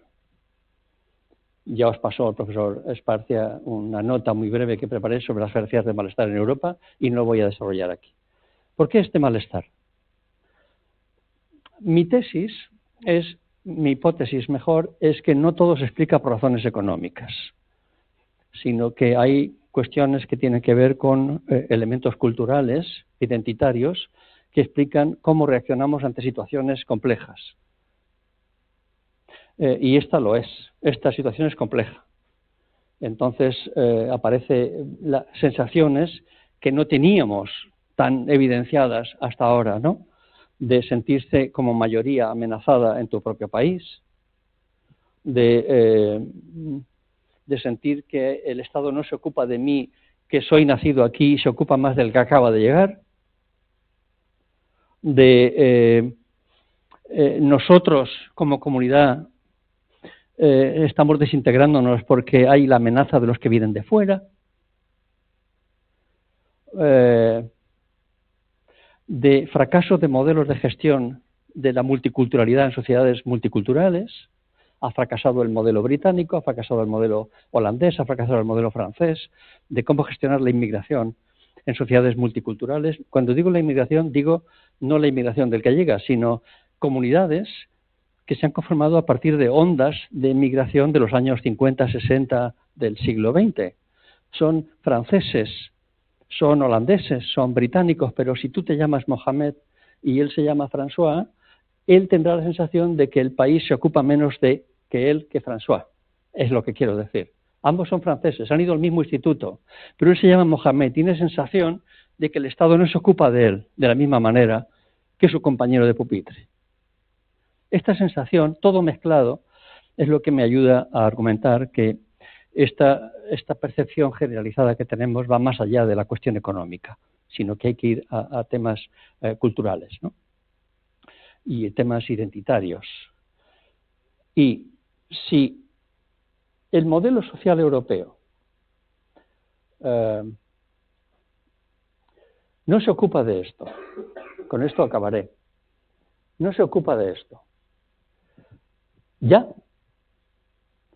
con las capacidades que da un sistema democrático y con la sofisticación democrática que hay que tener para trabajar en cuestiones que van más allá de la economía y para cómo gobernar, cómo dar forma a esta realidad tan compleja y tan incierta, entonces lo que puede ocurrir es que la democracia, como la conocemos, dé paso a otras formas de democracias menos plenas. Podría ocurrir.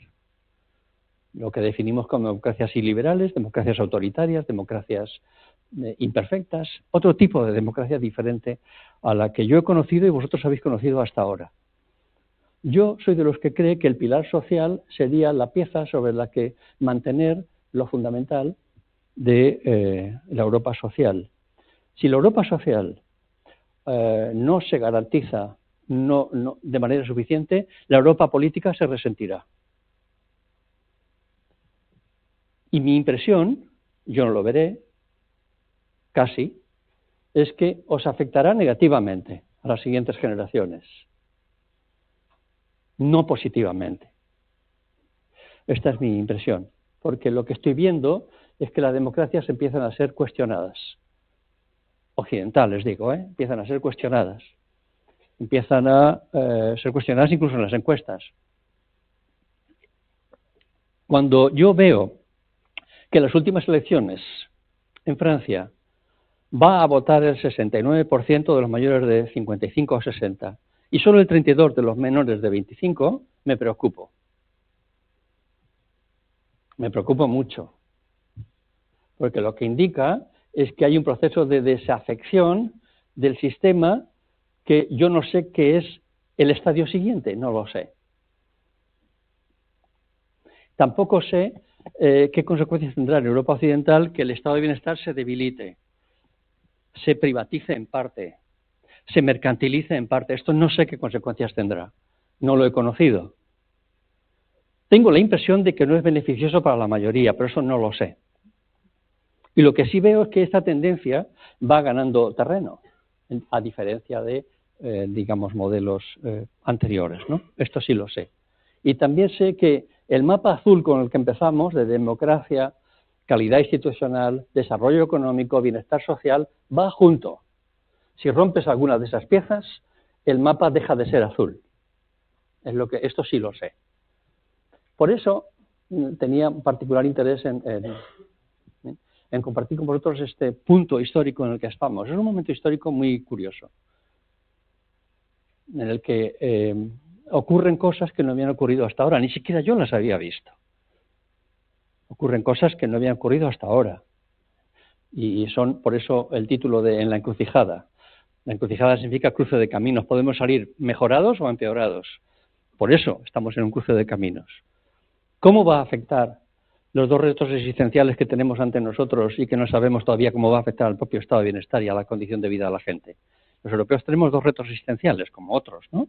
Uno es los efectos del cambio climático, otros los efectos de la inteligencia artificial generativa.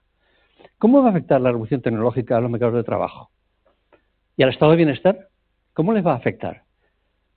¿Cuánta gente va a ser sustituida por máquinas? ¿Quién va a cotizar? ¿Cómo se mantendrá la provisión de ingresos para proveer políticas públicas? ¿Qué hacemos con el envejecimiento de la población? ¿Seguimos cerrando las puertas? ¿O abrimos la puerta a los 40, 30, 50 millones de jóvenes que no tenemos y que tendrían que incorporarse a los mercados de trabajo europeos, que han de venir de fuera? ¿Esto quién lo gestiona en democracia? Cuando a nadie nos gusta abrir las puertas. Y si no abrimos la puerta, ¿cómo se garantiza lo esencial? ¿Cómo se hace la reforma de pensiones? ¿Quién aborda la reforma? Que siempre será para cobrar menos pensión. ¿Quién hace eso en democracia? No son cuestiones sencillas. ¿Cómo nos va a afectar la guerra? No lo sé. Hasta ahora sé cómo nos ha afectado. ¿Nos va a afectar más? No lo sé. Por eso, lo dejo para en otro momento, vuestro profesor, os he planteado, a modo de discusión, para otro momento, qué hacer con todo esto. Esto es lo que tenemos sobre la mesa. Esta es la encrucijada. ¿Qué hacemos con la inmigración? ¿Qué hacemos con las pensiones? ¿Qué hacemos en el mercado de trabajo? ¿Cómo pagamos sanidad y farmacia? ¿Cómo mantenemos educación? ¿Qué hacemos con vivienda?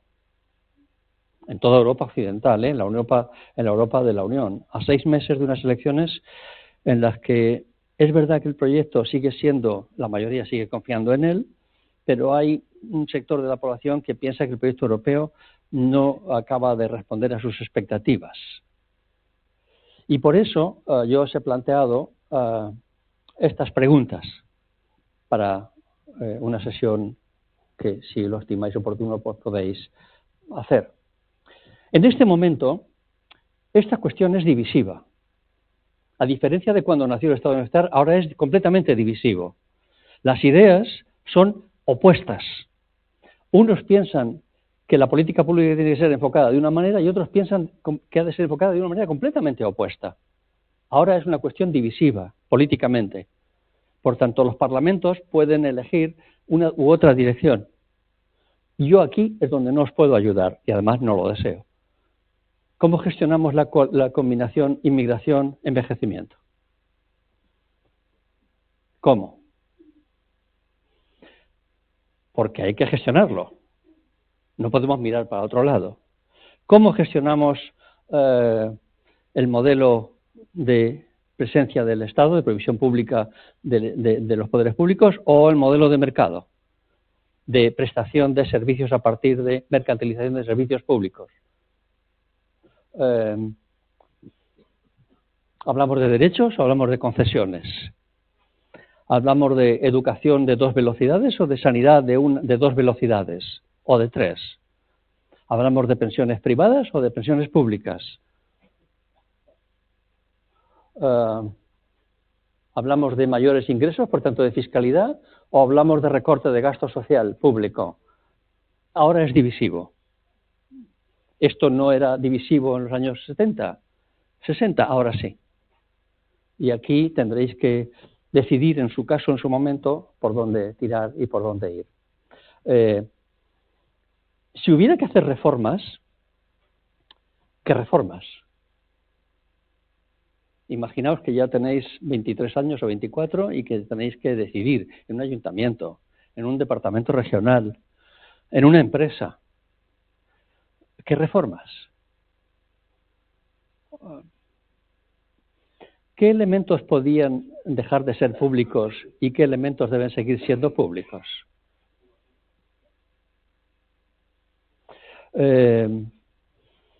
¿Qué servicios pueden ser prestados por el Estado y otros pueden ser prestados por el sector, el tercer sector o el sector privado? ¿Dónde situamos las prioridades de las políticas? En este momento, de cada 100 euros de gasto social público,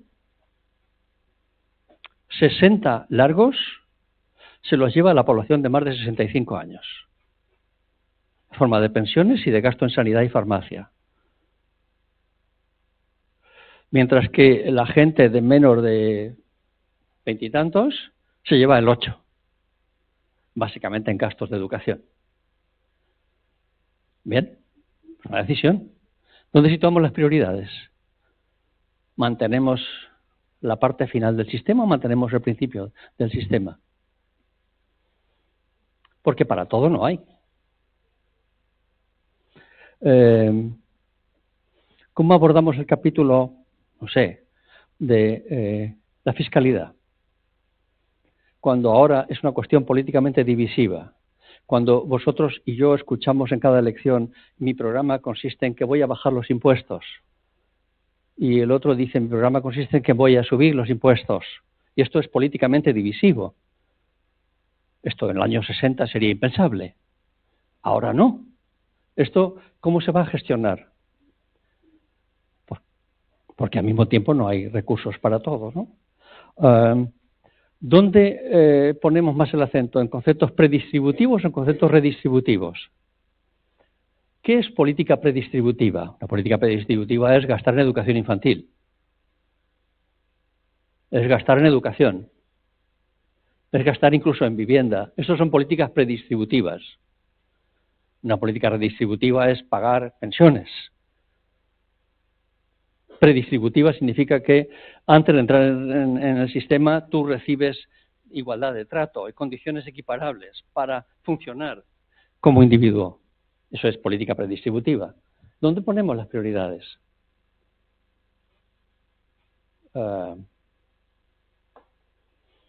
Estas preguntas y otras muchas que os le he dejado a vuestro compañero, a vuestro profesor,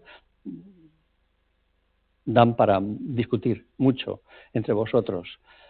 Y quiero que sea entre vosotros, creo que es importante que sea entre vosotros porque 4 años no da para nada. Pero tendréis que tomar decisiones sobre esta situación, si es que antes no ha habido algún tipo de acontecimiento extraordinario que no está en nuestra cabeza ahora mismo y que altera aún más el escenario. ¿Quién me iba a decir a mí, en este sentido, pues que hace 2 años que ahora tendríamos pues esta discusión sobre que vamos a incrementar los gastos en defensa? ¿Quién me lo iba a decir? Sin embargo, ahora parece que todo el mundo habla de lo mismo. Si se incrementan los gastos en defensa, naturalmente habrá que reducirlos de otro sitio. O habrá que subir los impuestos. ¿Quién dice que hay que subir los impuestos? Y se presentan elecciones. En este momento donde si dices eso, naturalmente las clases medias te darán, una buena parte de ellas te darán la espalda. ¿Cómo se gestiona este escenario en democracia? No es una tarea sencilla. Estas preguntas y otras muchas son las que yo creo que son pertinentes en un ámbito universitario para abordarlas tranquilamente desde el mayor privilegio que tenemos, que es la libertad de expresión, la libertad de cátedra, siempre que se guarde el respeto entre unos y otros. Todas las ideas pueden ser formuladas, esta es la virtud que tiene la universidad, y este es un asunto muy relevante. De las cuestiones más importantes que tendréis en vuestra formación como geógrafos, además de la gestión territorial, será la formulación de políticas en la escala local y en la escala regional, preferentemente. Territorial, ambiental y formulación de políticas, ¿no? Y yo creo que aquí discusiones de este tipo, enfoques de este tipo, como estáis viendo en el temario de vuestro profesor, son muy relevantes. No son temas cualesquiera.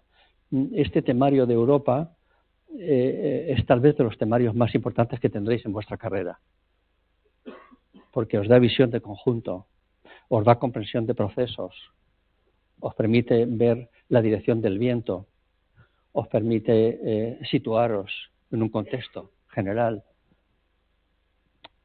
Yo creo que son cosas muy serias. Por eso os agradezco muchísimo, primero, el respeto y el ambiente académico que he visto, tan respetuoso y tan serio, y en segundo lugar os animo a que sigáis dándole vueltas a esto con vuestro profesor. Gracias.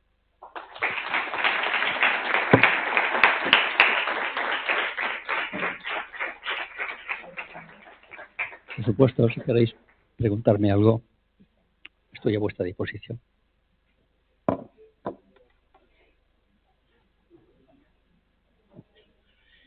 Bien, muchas gracias, Juan, por esta, yo creo que extraordinaria conferencia magistral. Estas son las conferencias tradicionales de gente ilustrada y aquí habéis tenido un ejemplo. Dos cuestiones, una anecdótica casi. Ayer en uno de los grupos hablábamos de la regularización que se pretende llevar a cabo en España de estos 500 y pico mil inmigrantes que tenemos y, como veis, está muy en relación a todas estas incógnitas que nos plantea Juan. Lo mismo la aprobación del pacto migratorio y cómo algunos países deciden salirse un poco por la tangente de incluso un pacto que ya es calificado como restrictivo y estos países pagan 20.000 euros para evitar por cada uno de los inmigrantes que les corresponderían esas cuotas. En fin, yo creo que hay muchos elementos de reflexión y luego lo importante, a donde yo quería acabar, es que dentro de unos días, el 26, creo recordar, que es cuando el viernes 25-26, como sabéis, tenemos una sesión de exposición por vuestra parte con planteamientos de los grandes partidos o grupos políticos que van a concurrir a las elecciones europeas. Muchos de vosotros tenéis como uno de los temas la Europa social. Entonces yo creo que será un buen momento para que planteéis posiciones o indaguéis en las posiciones de estos grupos políticos respecto de todas estas cuestiones que nos ha planteado ahí. Por lo tanto, parte de este debate que nos ha planteado al final lo tendremos ese viernes. Y desgraciadamente solo nos quedan 6 minutos para que yo creo que aprovechéis el momento y le planteéis cuestiones a Juan. ¿Vale? Pues adelante. Cuestiones, reflexiones. a veces en clase sí que levantáis la mano y habláis, al menos en algunos de los grupos. No me creo que nadie, por ahí hay dos. David.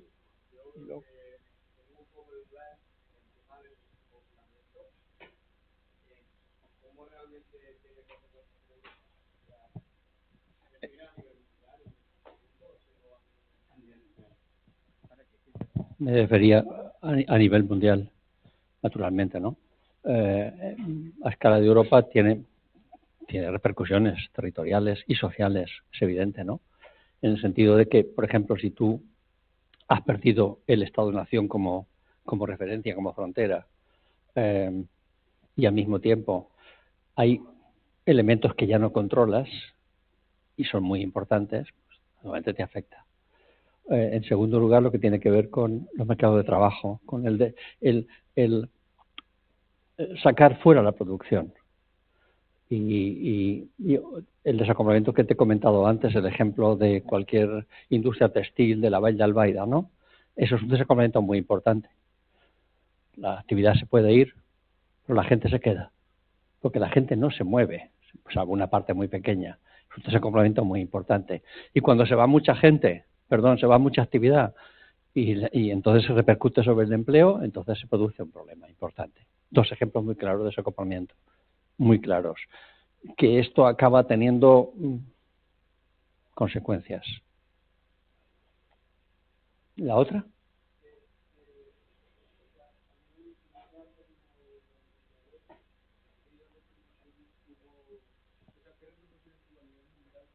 Espera, no te he oído bien.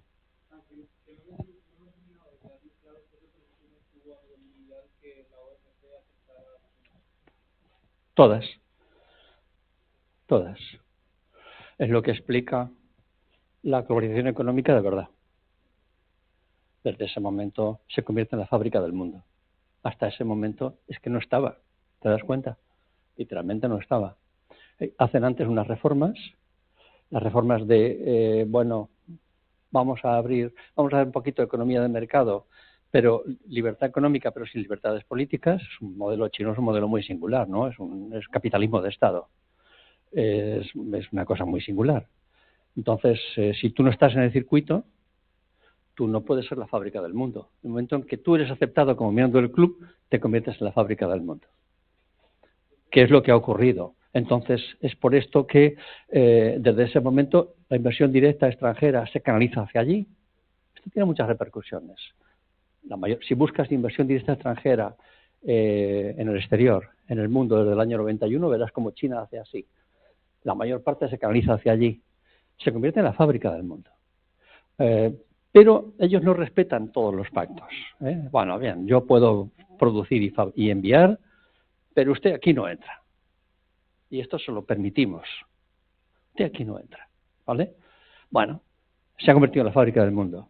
Lo que ha ocurrido es que, así como hasta los años final del siglo XX, Estados Unidos era el cerebro del mundo y China empezaba a ser la fábrica, el músculo. Desde el siglo XXI, de 2010 para acá, China es el músculo y el cerebro, en parte. ¿Te das cuenta? Este es el gran salto. Por eso he dicho que para mí es el mayor hecho geopolítico del mundo en el siglo XXI. No solo es el músculo, es el cerebro también. Porque naturalmente la revolución tecnológica han sabido copiar muy bien, han sabido invertir muy bien. En la periferia de París hay más universitarios que en toda la Unión Europea juntos. Se han orientado por ahí con un modelo que fue muy singular, porque te recuerdo que en el año 89 hay otro momento histórico al que se ha prestado poca atención. En el año 89 cae el muro de Berlín y los países comunistas europeos entran en una fase de aceleración democrática sui generis de capitalismo salvaje, y en el mismo 89, acuérdate, los jóvenes se van a Tiananmen, a la plaza de Tiananmen, también pidiendo democracia. El gobierno pone los tanques, ametralla a unos cuantos jóvenes en la plaza, bastantes jóvenes, y se acaba los sueños democráticos en China. Son dos modelos diferentes. El modelo de postsoviético de capitalismo salvaje con supuesta democracia electoral y el modelo chino de libertad de mercado sin libertades políticas. Pero en este momento son músculo y en parte cerebro.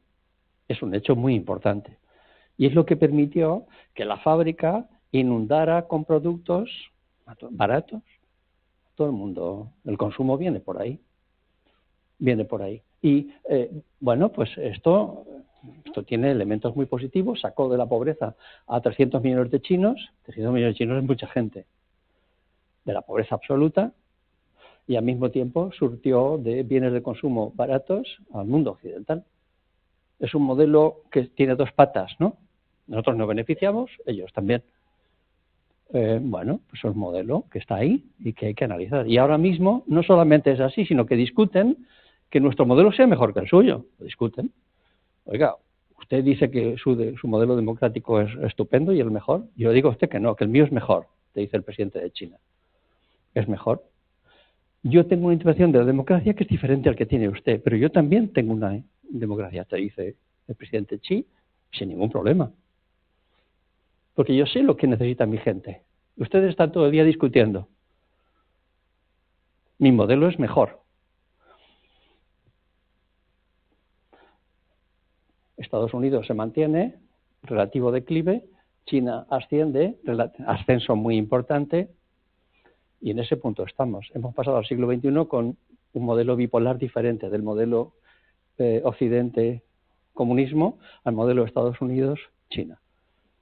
Pero no deja de ser un modelo bipolar. ¿Y nosotros, como Unión Europea? No sabemos. Todavía no sabemos.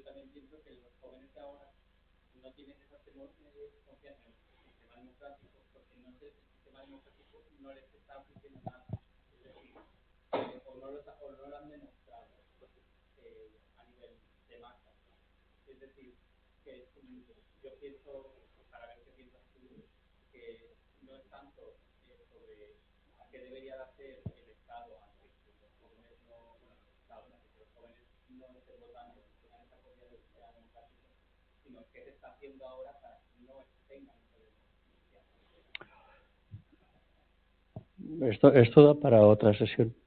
Verdaderamente es una pregunta muy, muy importante. Da para otra sesión. Y mucho más ante un público joven, universitario.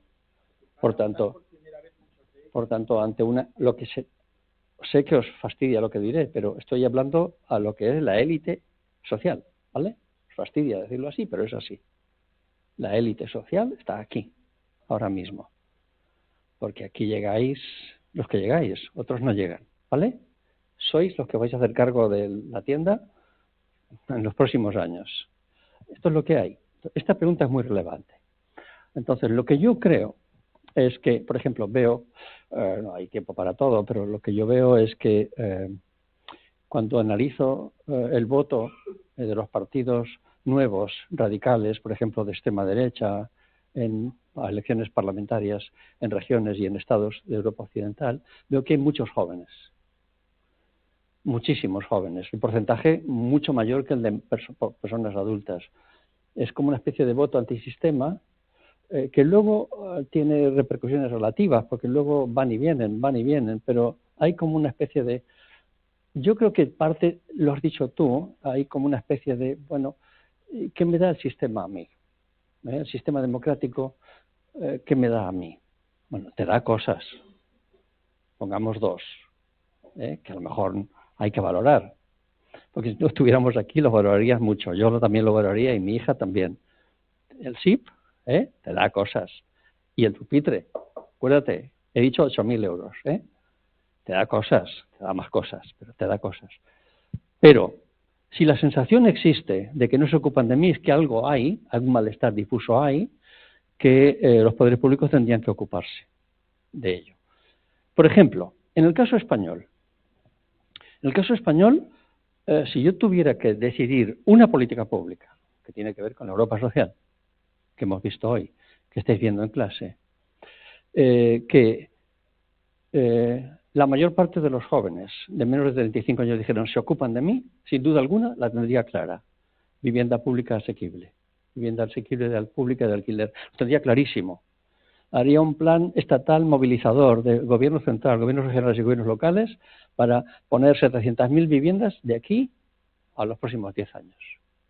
Eso sería una política pública en la cual demuestro que me ocupo de ti. Dejaría de hacer tanto ruido en los parlamentos de asuntos periféricos y me dedicaría a cosas como esta. ¿Por qué?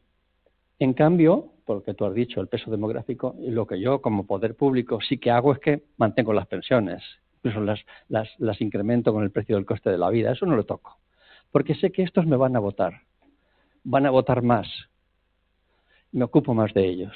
En cambio, de pobreza infantil, de vivienda y de calidad del sistema educativo, incluidas las universidades, de gasto público en educación, que va al segmento de población de menos de 18 años o 20 años, yo creo que las prioridades ahí podrían mejorar.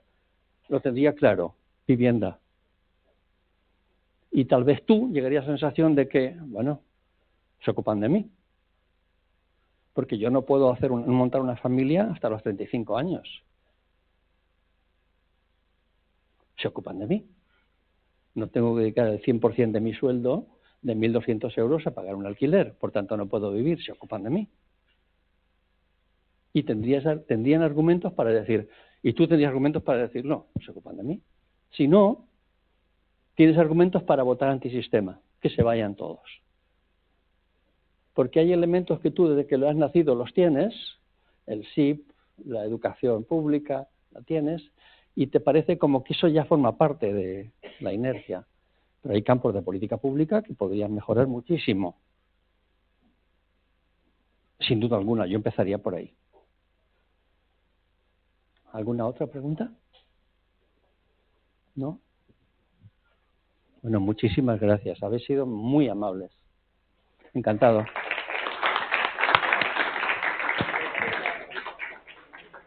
Esta tarde os voy a subir, bueno, en la práctica de ayer no sé cuántos elegisteis la cuestión social, la de la Europa social, y la pobreza y exclusión social. ¿Cuántos lo elegisteis? Pocos. Bueno, hoy os voy a subir 15 o 20 diapositivas, igual alguna más, pero hay 5 o 6 primeras que son muy importantes en relación a todo lo que ha comentado Juan aquí. Entonces, darle un vistazo con detalle, porque es posible que lo estoy valorando, que la práctica del próximo miércoles volvamos sobre este tema, o igual mirar el calendario, empezamos ya con el siguiente, ya lo veremos. Pero en todo caso, mirar con detenimiento el material que os subiré esta tarde. Gracias.